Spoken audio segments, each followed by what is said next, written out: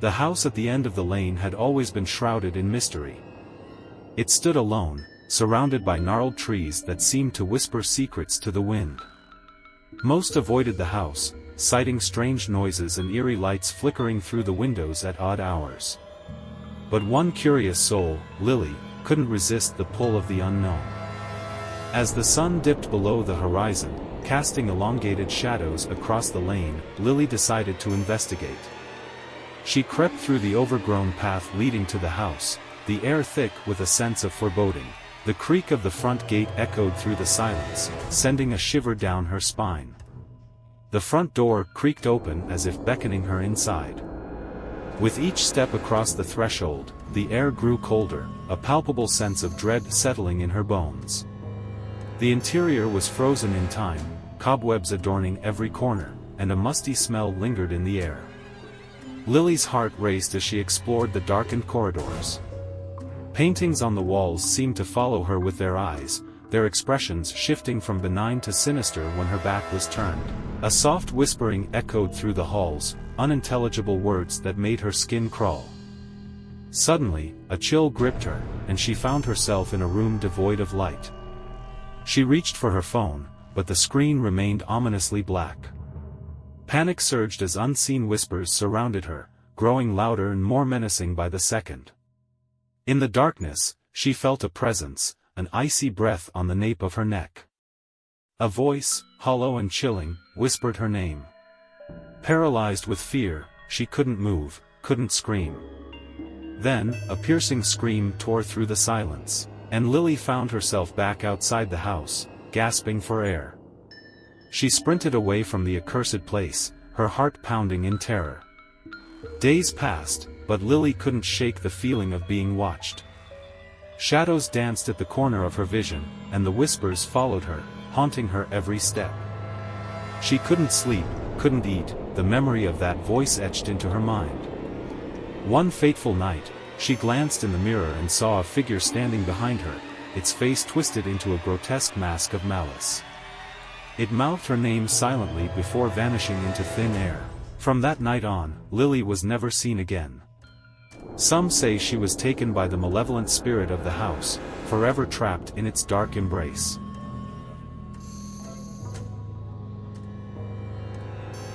In the secluded town of Ravenswood, nestled between mist-laden forests and forgotten graves, there stood an abandoned asylum, its crumbling facade a testament to the horrors that once unfolded within its walls. Tales of tortured souls and unspeakable experiments echoed through generations, a dark stain on the town's history. One stormy night, Sarah, a young journalist fascinated by the macabre, ventured into Ravenswood to uncover the asylum's secrets. Armed with a flashlight and an unyielding curiosity, she made her way through the decrepit halls, the air thick with the stench of decay. The asylum exuded an oppressive silence broken only by the howling wind and Sarah's hesitant footsteps. Shadows danced ominously on the walls as she delved deeper into the labyrinthine corridors, each step awakening echoes of tortured whispers. As she explored, Sarah stumbled upon a forgotten ward, its heavy door ajar. The room was frozen in time, rusted shackles dangling from the walls, and eerie symbols etched into the floor, a haunting testament to the asylum's sinister past. A sudden gust of wind slammed the door shut behind her, plunging her into darkness. Panic surged as her flashlight flickered, casting erratic beams across the desolate room. Whispers, faint at first, grew louder, converging into an otherworldly chorus that seemed to emanate from the very walls. Desperate to escape, Sarah felt a cold hand brush against her shoulder. She turned, but there was nothing there. The whispers intensified, swirling around her, their voices now distinct, a cacophony of anguished souls pleading for release. A blood-curdling scream pierced the air, tearing through the veil between the living and the dead. Sarah's flashlight died, enveloping her in an impenetrable darkness. Frantic, she clawed at the door, but it refused to yield. Just as she thought all hope was lost, the whispers ceased, and the door swung open. Sarah stumbled into the corridor, breathless and trembling. But the asylum had one final terror in store for her. In the dim glow of her dying flashlight, she saw them, shadowy figures with hollow eyes, their ghastly visages contorted in agony, reaching out to her. With a primal fear gripping her heart, Sarah fled, the echoes of their wails haunting her every step. Days passed, and Sarah returned to her normal life, but the asylum's malevolent presence lingered. Every shadow seemed to harbor those tormented souls, their whispers a constant reminder of the darkness she had unleashed. Some nights, she awoke to the chilling sound of chains rattling and distant cries for help, knowing that the asylum's ghosts had claimed a piece of her soul, that she was forever bound.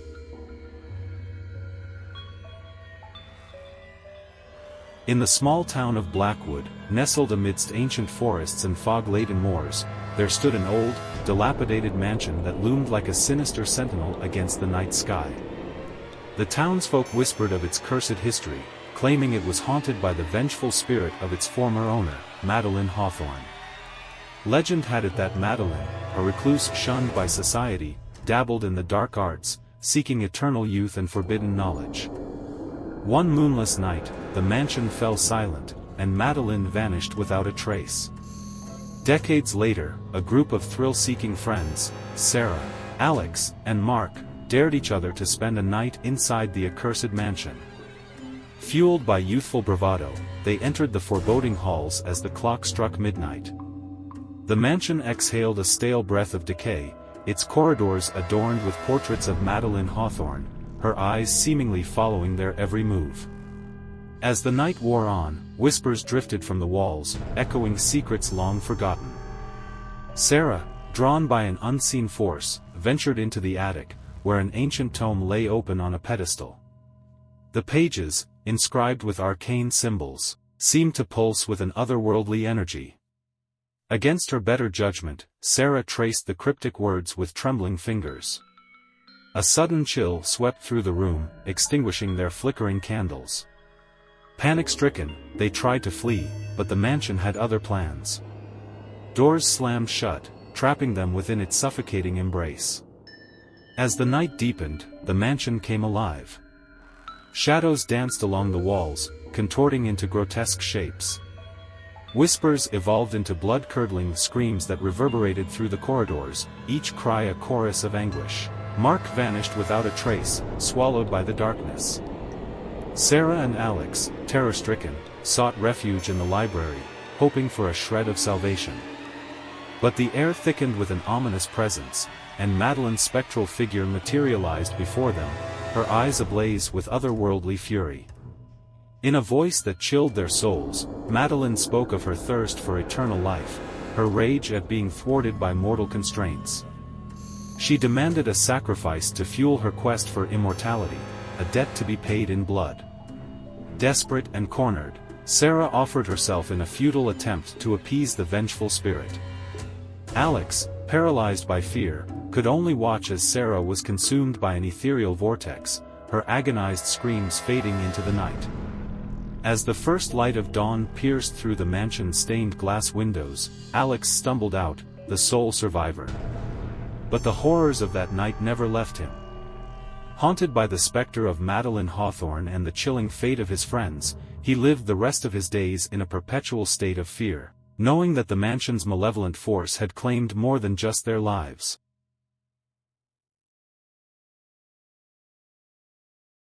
In the secluded village of Whispering Pines, nestled deep within the forest, there was a peculiar house that stood alone on the edge of a murky lake. The locals spoke of it only in hushed tones, for it was said that the house was cursed, inhabited by the vengeful spirit of a witch named Eliza. Long ago, Eliza was condemned for practicing dark magic, accused of using her powers to manipulate the elements and control the minds of the villagers. Her wrath, they claimed, cursed the land and everything it touched. A group of curious teenagers, Aiden, Maya, and Lucas, decided to test their courage by spending a night in the accursed house.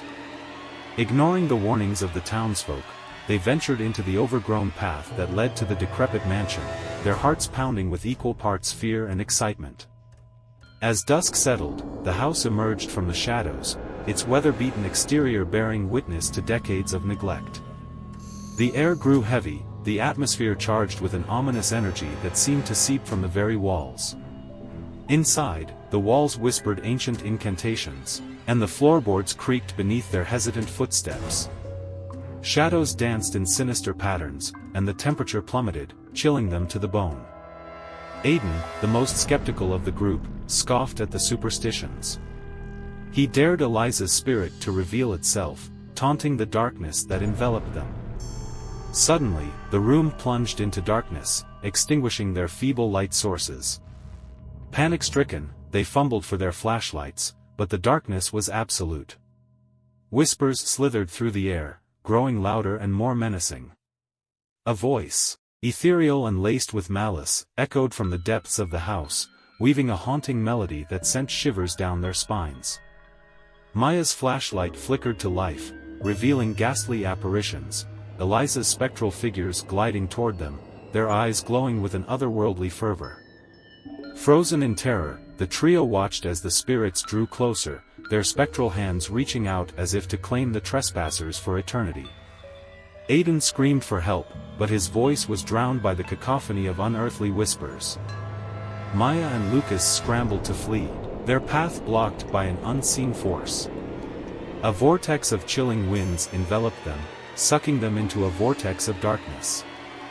Morning light eventually breached the windows, casting an eerie glow upon the desolate house. But Aiden was the only one to emerge, his mind fractured by the harrowing events of that cursed night. Haunted by the tormented souls of his friends, Aiden spent his days wandering the village, muttering fragmented warnings about the wrath of Eliza's spirit. The house stood as a solemn reminder, its walls echoing with the anguished cries of the lost souls, forever trapped in Eliza's unending torment.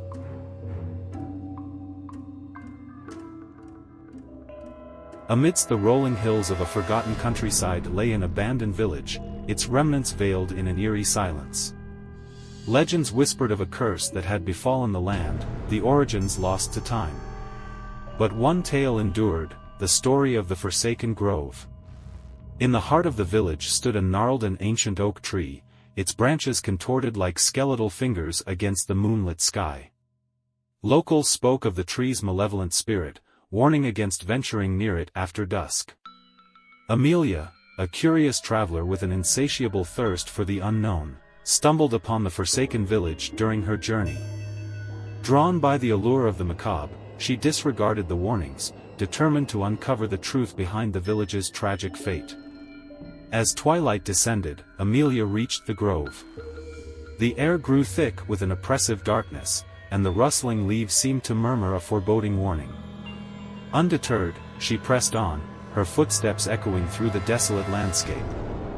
Moonlight filtered through the twisted branches, casting ominous silhouettes on the overgrown cobblestones. An eerie stillness enveloped the grove, broken only by the distant howl of the wind. Amelia's flashlight flickered, casting fleeting shadows that danced among the tombstones of an ancient cemetery. Each step forward felt heavier, as if an unseen force urged her to turn back.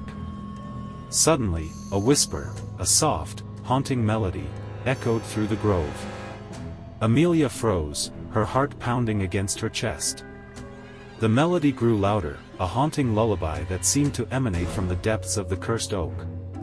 Against her will, she was drawn closer, the melody ensnaring her senses.